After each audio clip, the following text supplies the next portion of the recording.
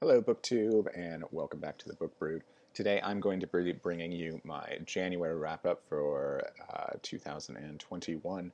Heidi didn't read much other than kids' books, so she decided not to be joining me for this one, so it'll just be me today. I read 11 things for the month of January, so I feel like that's a pretty good start for 2021.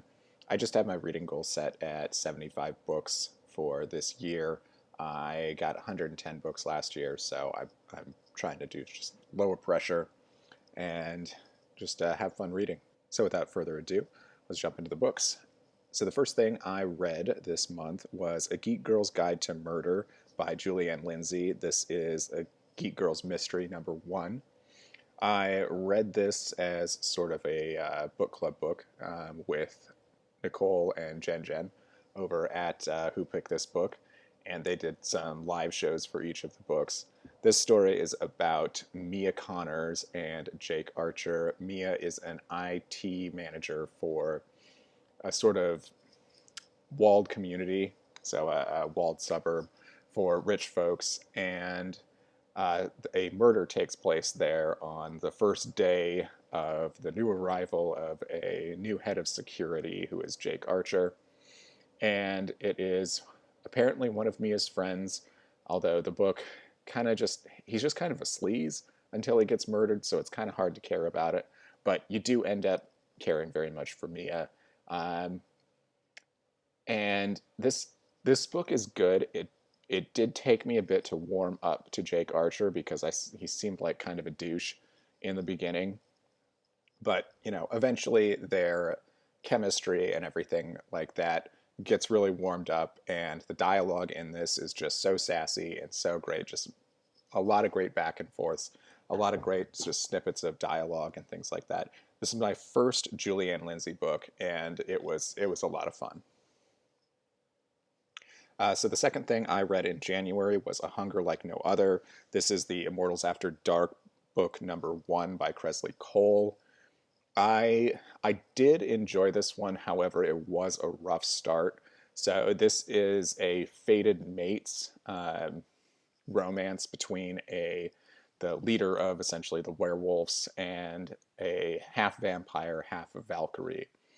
So what I mean by this one started out rough is it starts out with the hero kidnapping the heroine, um, forcing her to take a shower with him and forcing her to give him a hand job unconsensually in all of this. So if that's not for everyone. I know a big part of Romance BookTube loves the dark stuff, but just kind of a warning on that. This one starts out pretty heavy on the dark stuff. I usually don't care for alpha holes of this nature. I guess it did kind of get better as it went on, as the book went on. I really liked the world, though, in this, and some of the side characters I really enjoyed as well. The Valkyrie family was really cool. So I'm going to continue that one for sure. The next thing I read is A Heart of Blood and Ashes. This is The Gathering of Dragons book #1, and this is by Mila Vane. This book was really good. This is a fantasy romance that put a lot of there was a lot of building in the fantasy world. So the world is really cool.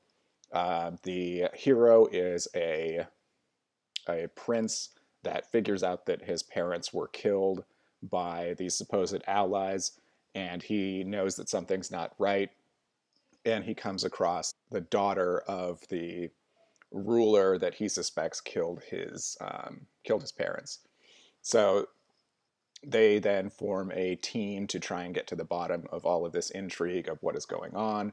And it starts out as more of kind of an arranged marriage thing for political purposes, but it eventually gets into them falling in love and everything like that. But it is such a great adventure along the way. Lots of creatures and lots of fighting, and just really really fun fantasy world. So I can't wait to continue that series as well. The next thing I read is The Snow Bride by Debbie Macomber. This was a book that I picked. I drew it out of a TBR jar. this is for the game, the board game that my family created, and so we call it the cookie jar pick. So I had made a list of cookie jar picks just by kind of like going through the local library and adding some stuff that looked okay. This was the first Debbie Macomber book I'd ever read. Um, this is a more wholesome romance story, but it's pretty much about a woman who decides to go meet someone she met on the internet. This book was written early 2000s, so it was when the internet was a little bit younger than it is today. Meeting someone on the internet was a more taboo, should I say, thing to do at the time it was written. But she thinks she likes this guy that she's going to go see, but on the when she gets to the airport in Alaska, the guy she's supposed to meet doesn't show up, and she ends up accepting a ride from the guy that sat next to her on the plane to the city. And obviously, things go wrong. There's a forced proximity situation because it's Alaska, snowstorms, things like that. It was cute. It was pretty enjoyable. I might try reading some more Debbie Macomber later. This one I don't think is one of her more famous works, so I might check out some more of her stuff since I like this one well enough. The next thing I read was A Study in Scarlet Women, Lady Sherlock, book number 1 by Sherry Thomas.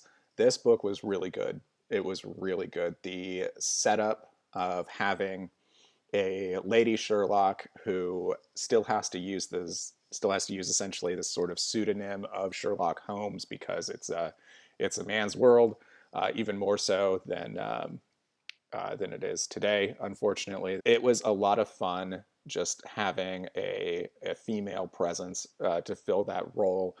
Uh, Watson is also a female, and just the whole shift in dynamic of just the gender shift was really really interesting, but still having just that wonderful effect of Sherlock being so clever and everything and doing these crazy things to solve the crime. So definitely one you should check out. I'd recommend that one. The next thing I read in January was The Lightning Thief, Percy Jackson and the Olympians, number 1 by Rick Riordan. I read this to the girls. They really enjoyed it. I also jumped in on the first part of the live show with Locked Booktician, so I'll have their link below for their channel. Check them out. So The Lightning Thief, it was good for a middle grade adventure story. I hadn't read this before. It was past my time. I was an adult when these started coming out, so it was good to experience that, especially through the kid lens of reading it to my kids. They really enjoyed it. The next thing I read in January was A Geek Girl's Guide to Arsenic. This was A Geek Girl's Mystery number 2 by Julianne Lindsay. This series really took off.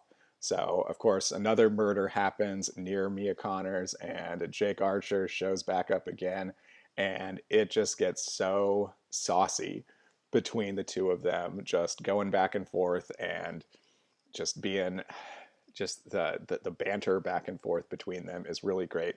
The chemistry, just the tension that Julianne Lindsay can make between these characters is just incredible, and it's so much fun, so much fun. Definitely a follow up that was worthy of the first book. And then to follow up to that, the next thing I read was A Geek Girl's Guide to Justice, again by Julianne Lindsay, and it just keeps going. But this time we got some satisfying resolution to the Mia and Jake pairing there. It was a lot of fun. I actually was participating on the live show at Who Picked This Book. I'll link that and you can watch the replay below. The next thing I read in January was A Conspiracy in Belgravia. This was Lady Sherlock book 2 by Sherry Thomas. So they have yet another big mystery to solve, but this time it is the wife of a friend of Charlotte Holmes, who is Sherlock Holmes as well. It gets deeper. We get the introduction of Moriarty, though he's still in the shadows, but everyone knows that he's no one to be trifled with, and that he is a very resourceful person. So it's really kind of lurking mystery of threads of things to come. So a lot of good. It was a good standalone on its own, but it definitely builds to some bigger things that are coming along in the series, I think. The next thing I read in January was the Lesarin. This is the Aldebarian Alliance #1 by Diane Duvall. So this is sort of a parallel to her Immortal Guardian series, though it does kind of sort of pick up where the book 9 of Immortal Guardians, Death of Darkness, ended. So we get a bit of the Immortal Guardians in this book, which was great because I love all those characters. But it really is its own thing, and it's going off in its own direction. I did enjoy it. I wish that there were some more Immortal Guardians books coming. I think there are. I haven't been on their website in a while, but it was good to jump back into that universe because I was kind of forgetting how much I loved it, and I didn't realize I was missing it. And then the last thing I read in January was Sea Monsters, and this is by Chloe Aradegis. So this was another one for, so I should mention, so the last book I read was a space book. I landed on that on our family game board, and so I read the Lesarin for that. And then after that, I landed on an award winner book. So Sea Monsters won the Penn Faulkner Award, and that is for living American authors.